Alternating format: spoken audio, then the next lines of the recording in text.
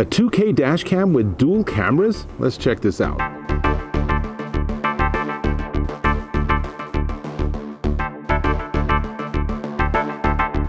Dave Taylor here, and boy, it's hot and bright out. It is the middle of the summer, and it's a perfect time for a road trip. And what better to have on your road trip than a dash cam?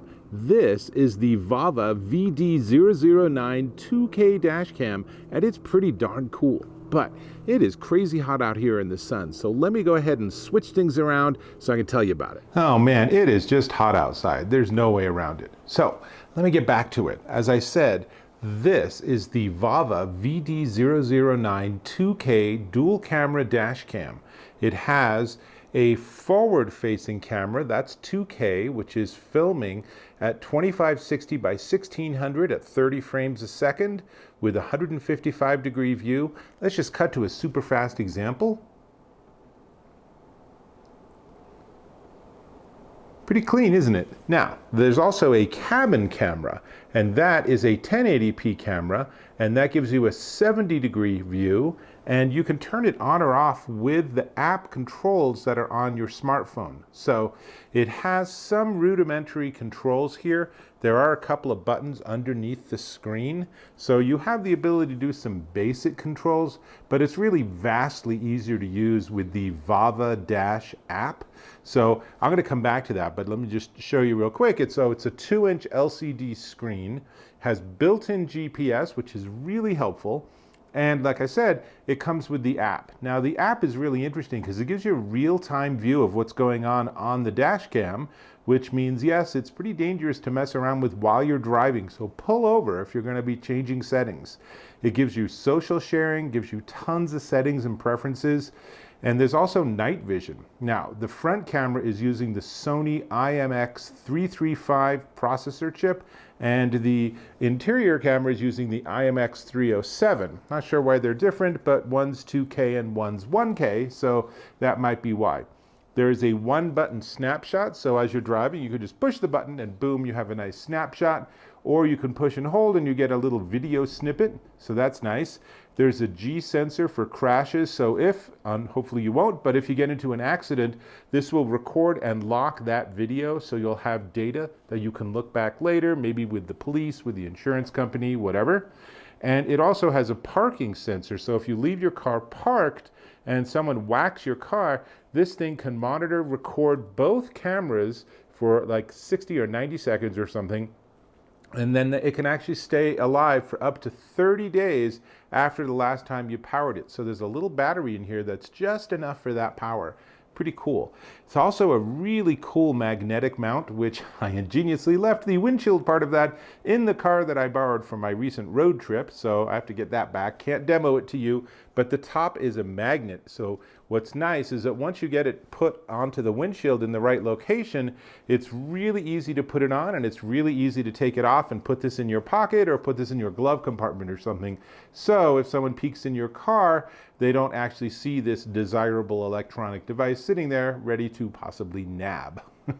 Am I frustrated that I forgot my device, the dash cam mount? Oh yeah, I am, but I am going to get it back, so no crisis. So all of this, super interesting. There's even more to talk about, but honestly, let's get into some examples. So first off, here's an example. This is just a front cam, obviously, in full 2K, and this is me just driving down a little country lane in the middle of Missouri, and you can see the clarity, the color. It's really, really impressive. It's a really, really nice camera setup. It's also important to make sure your windshield is clean, and you'll see on some of my later footage, I actually got a chip on the windshield, kind of a drag, but that shows up. You'll see it's like a little like meteor impact. So that's pretty cool. Let me do another example, and this time I'm going to actually show you by cutting back and forth between the view out the front windshield, the view in the cabin, and at the whole, the same time for the entire duration, I'm going to show you what's on my phone. So there was a lot of complicated synchronization to get all of this to work, but hopefully you'll get this. And again, the audio is directly off the dash cam. This is not from me recording right now. I'm just going to go ahead and drive just a little bit so you can see on the phone what the streaming is like, and I will try to do 300 things at once and not get into an accident, because it would ostensibly be appropriate for a dash cam to record an accident, but I don't really want to do that. That's a little beyond what I'm willing to put up with. So as you can see, as I drive, even on my phone, you get a really nice stream, but of course I can't really look at my phone because, for obvious reasons, I am actually driving. So I'm going to stop here and then we'll come back on camera. So hang on just a second. And finally, let's do one more. This is a nighttime view, and this is just, I'm going to mostly be doing it out the windshield, but I'll just cut back for a couple of seconds into the interior of the vehicle so you can see it's obviously pretty dark. So this is recording at night, and it's obviously pretty dark out, but I'm going to go through a parking lot with some reasonable amount of lighting, and you can get a sense of how the camera processes that. Obviously the rear-facing camera that's showing you the cabin, it's pretty darn dark, as it should be if I'm driving, but the front camera is using, actually both cameras are using the Sony circuitry to enhance the night view. So what do you think? Do you think that this is actually something that gives you good clarity in a medium to poorly lit area at night, or not? So you can look at the footage and you can decide. All in all, I'm really impressed with this. I mean, nighttime's the hardest of all, but that nighttime out the windshield is pretty solid.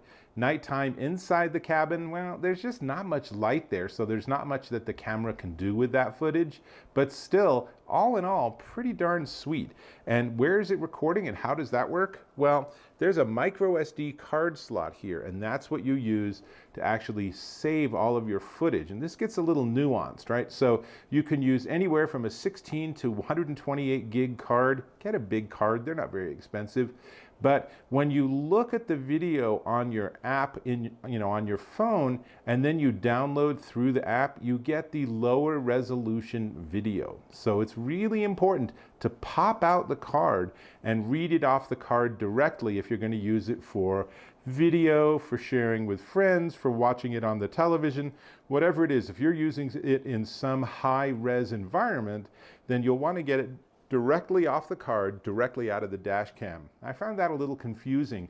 I would rather have, when I'm in the app and I say download, I wish it just gave me the option and said, do you want the high-res version, which is going to take a super long time to download, or do you want the regular version, which is low-res and enough that it's going to look okay on your phone? But it doesn't do that currently. So if you want to use the footage for other than entertainment value with your friends and family, then I really highly encourage you to pop out the micro SD card, read the files directly off of it, and then put it back in so you can go back to using your dash cam.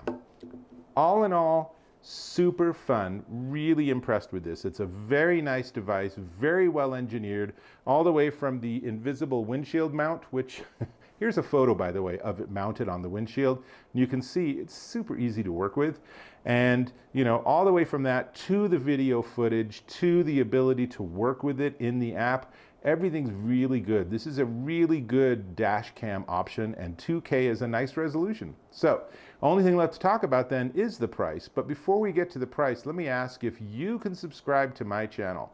Really appreciate when you click that button or tap that button and subscribe. Great.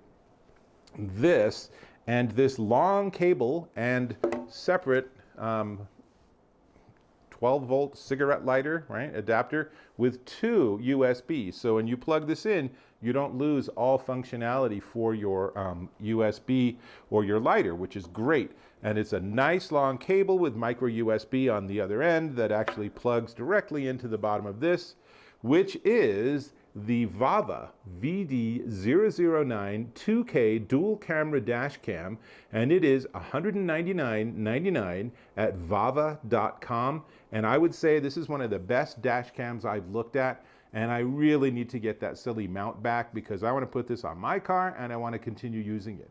Really, really well engineered device. Really fun to get all this footage, and who knows, you might find amazing footage you just didn't even realize you were driving along and you didn't realize something really cool passed by. So with that, I'm going to catch you in my next video.